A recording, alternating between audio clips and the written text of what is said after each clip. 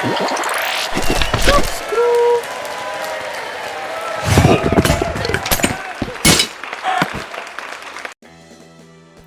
guys, it's Avondale, and welcome back to another episode of Behind the Walls, where I take you behind the walls of the Noxcrew Gameshow. I'd just like to remind you, as always, that if you haven't seen today's episode yet, make sure to check the top right-hand corner of your screen. There'll be a link there where you can go watch the video so we don't spoil it for you. Now that you've had time to do that, I'm going to fly on through the skull here and crash into it. And we're going to meet today's guest. It's Emos. Hi. How's it going? Good. So, I build with you all the time, but my viewers really don't know a whole lot about you or where you came from, what you do, so why don't you explain to them a little bit about yourself? I'm a builder with the Noxcrew. Been here almost as long as Avon. About a month difference, I think. And, I don't know, I work on all kinds of stuff, but as of late, Gameshow. That's what everybody's working on as of late. Yeah, now, Emos is one of my favorite people I ever get to play Minecraft with, and we get into all kinds of shenanigans, but he's a really handy guy to have around because, you know, most people have certain styles that they can build in, other styles that they can't, and Emos is a jack of all trades. He'll do just about anything. Which is why sometimes I'll get an idea or somebody else will get an idea and it just, you know, nothing's taken off on it, so I'll go to Emos and I'll say, hey, here's this thing, can you do it? And he says, yeah, I'll do it, and I come back the next day and it's done. And this is one of those things that I gave to him. It was Outlawed. We had the idea, we had a team working on it. It sort of didn't pan out with the team working on it, so we went ahead and had him start from scratch, and probably a day or two later, this map was pretty much entirely finished. I didn't start from scratch. I had this head. That's here. fair. The skull was done beforehand by Skyo, and then everything else just happened right after that. Yeah. Look at this. I didn't see this sign. That's really good. Yeah, I was thinking, like, should that be in here or not? And just leave it. No, this is Skyo's. That's really good. Sure. That's really good. I like that a lot. So we are going to talk a little bit about the game, but before we do that, I'm going to have... I want you to just talk a little bit about how you actually went about making this map, like the process, the different tools you used, and go from there. There's a lot of nerdy stuff then. Okay. Oh, that's fine. So, first I was using World Edit and like a percentage brush with like 40% air and 60% gravel to create the initial like canyon, like, how do you call it, landmass or whatever. Mm-hmm. And then just use voxel sniper to smooth it out, or like melt and fill brush. And then I think the thing's actually still here. How I got the colors is it? Pretty clever, I think. Yeah, it's still here. Oh, there it is, yeah. So, I would select a region starting from the bottom. Are you here? Yeah, I'm here. You're not here. I'm here. Okay. So I would select a region from the bottom and like throughout the whole map, and then just change the gravel to like, let's say, iron clay, and then I will expand the region by 1, and then do the next color, then expand the region by 2, and then the next color. And that's how all the colors throughout the map on each level are like same, or whatever. Sure. And the poles in the middle, this is just gravel with the same brush. Yeah. And that's about it. Pretty simple, and then you went to town just hand decorating everything else, right, with the buildings? Yeah. A little, I don't know.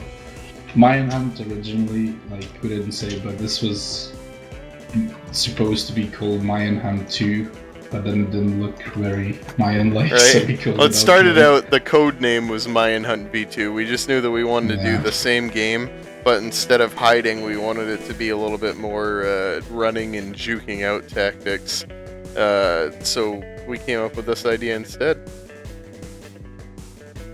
yeah, the Minehunt didn't have much structures on it, but this map wouldn't work because Minehunt had trees and mines, and you could hide on the trees.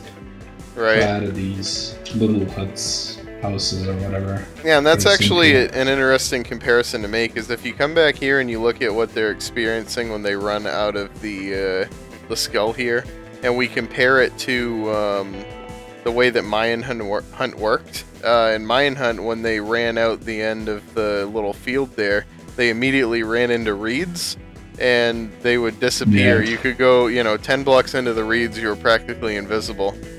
So we needed something along those lines to be able to let the people disappear when they got out. And that was why we have this first wall here that passes through. It's protection this was for the runner. Here. Yeah.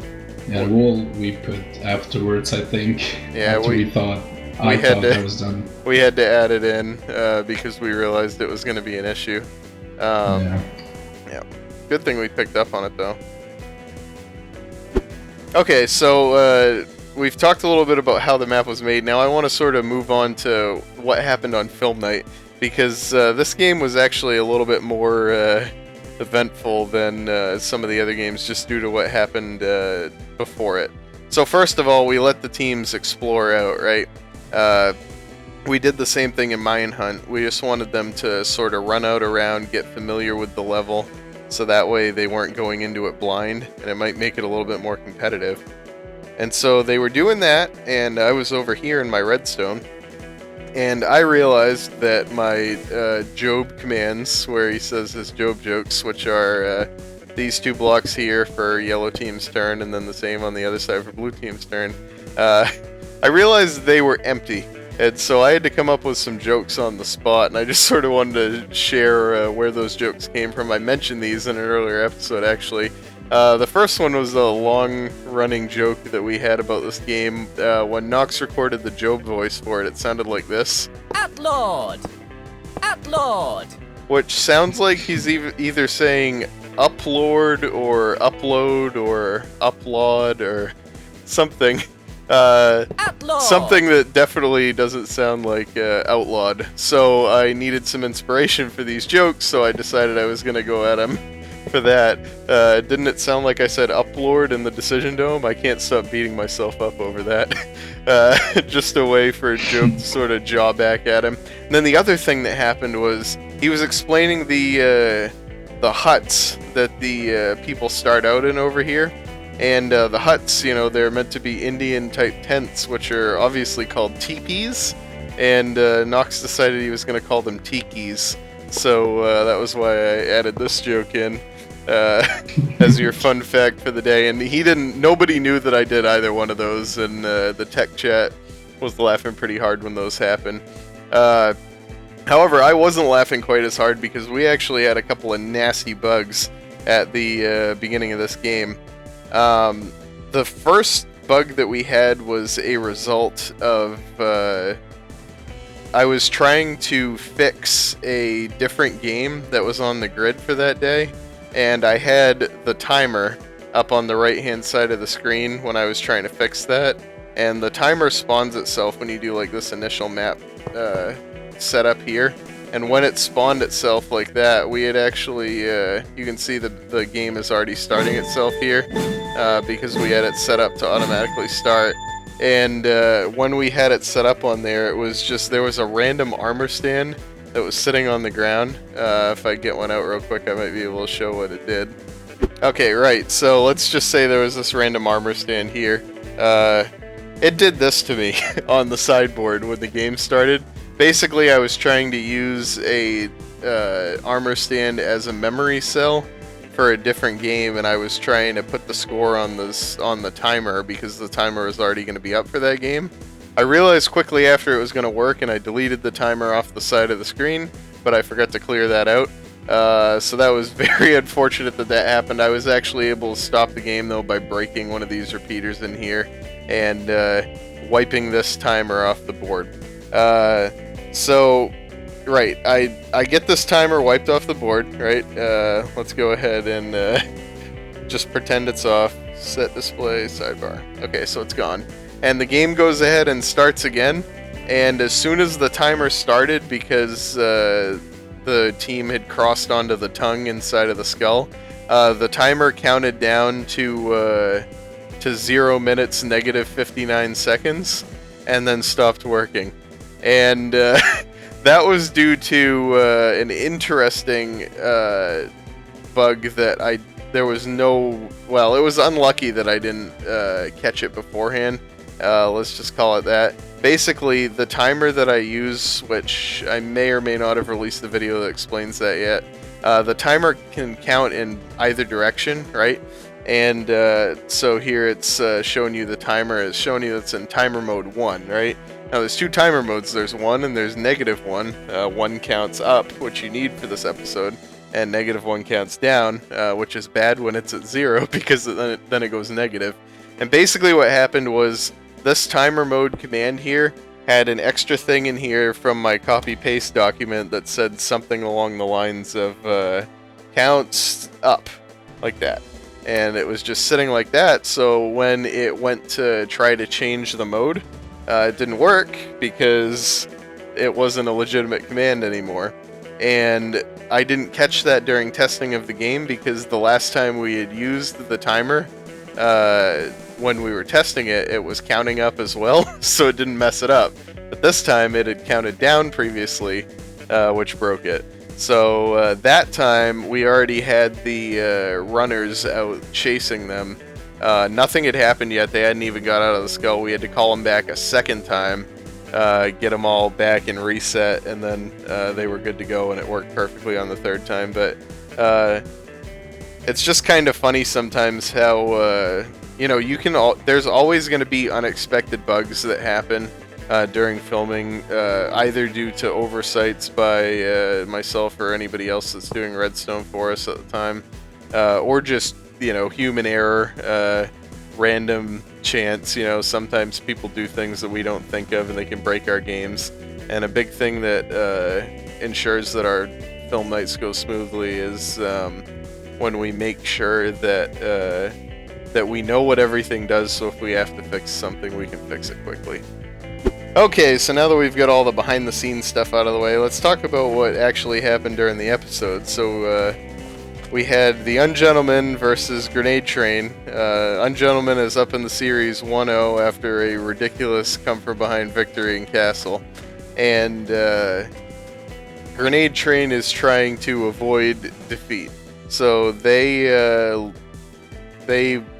were the runners after the coin toss. I can't remember who won or lost or what they decided.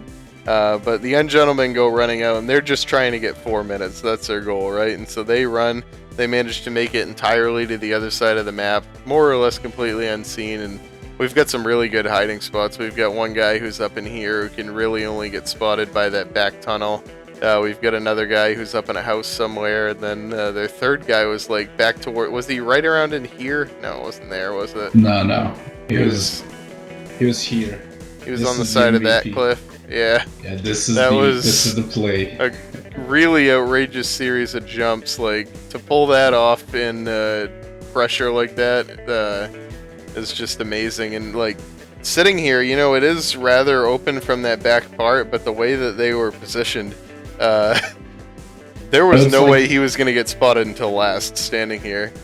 It was perfect positioning for this game. I don't know how they figure it out on the fly or whatever, but this guy here spots all of them, like 2 of them coming this way, like they went under him, and then one guy was wrapping around, and then he tells his the other players like they're coming, and then he goes and runs back to spawn, like back to the starting area. And that's an amazing play there. Really, really smart way to play this game. And that was actually the way we were trying to play this game in testing as well, was sort of get to a spot where you can let the other guys go behind you, and then double back and chill somewhere back here where it's really hard for them to see you. There's a lot of good places where you can get up just high enough where you're in a, you know, pretty good spot. And like that's another thing, to be fair, like I was really surprised that neither team tried to just stall a guy right under the skull at the beginning. That was the strategy that we used in testing a few times as well, and it seemed to work out pretty good. You know, you can get, Well, can you? Thought you could get up in here. Maybe I'm wrong. Am I wrong? You can. Do I just stink? No, I'm just awful.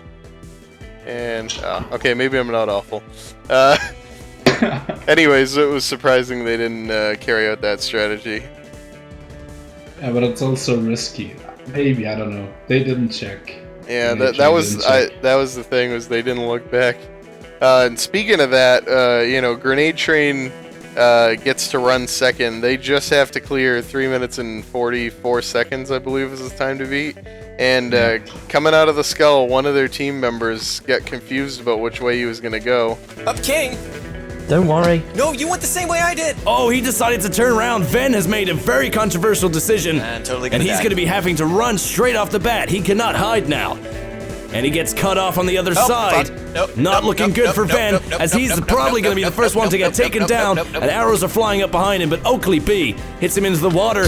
And no, it's it. That's it. Oakley B takes him down He's over here. with an arrow. They got crossed up because they wanted to split up, and he decided to turn around, and he just got picked off at the beginning. And you would think that that would have given his teammates some time to find some better spots, but man, it was a series of unfortunate events, wasn't it? No, it's like the other two guys were stuck in water somehow as the hunters were coming out. Right. It's like the worst place to be in this map is in water. Yeah, it slows you down so much, and there's just no cover at all. And the two of them managed to get all the way to the back of the map, which isn't necessarily as advantageous as being in the middle of the map, because there's less ways to run away when you get caught. And that was what happened, was he got caught, he got spotted, he went to run this way, and you'll see him in the episode, he stops, and he turns around. And in the tech chat, we were like, what is he doing? Why did he turn around? He's going to die. And one of the other cameras said, because the last guy is at the other end of that tunnel, and he didn't want to lead him right into him. So they at least, that was the one sort of heads up play that Grenade Train did make this episode, is they realized the geometry of the map, that this tunnel only had one place to come out, and that was on the other side. And so they realized that they needed to not bottleneck themselves, but at the same time, he turned right around and died. And then the guy at the end of the tunnel realized what was going on as well and tried to turn around. He had a guy right behind him, and all of a sudden, boom, 2-0 clean sweep. That was like really unfortunate for Grenade Train. Yeah, it was a series of unfortunate, perhaps even unlucky events. But another thing to sort of admire is the killer instinct of Ungentlemen, right? Same thing that happened in Castle. They found a weak spot and exploited it.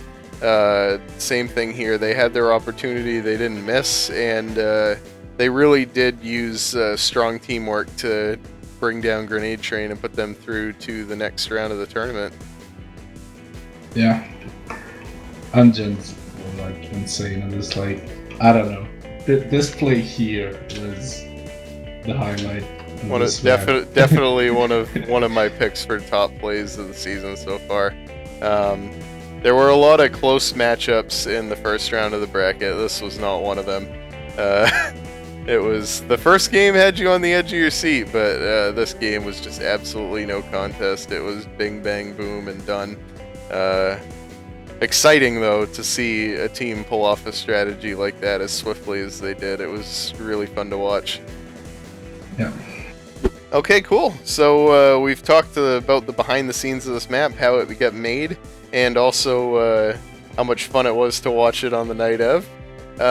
So thanks a lot, Emos, for coming on the show, and thanks for building Outlawed for us. Yeah, thanks for having me.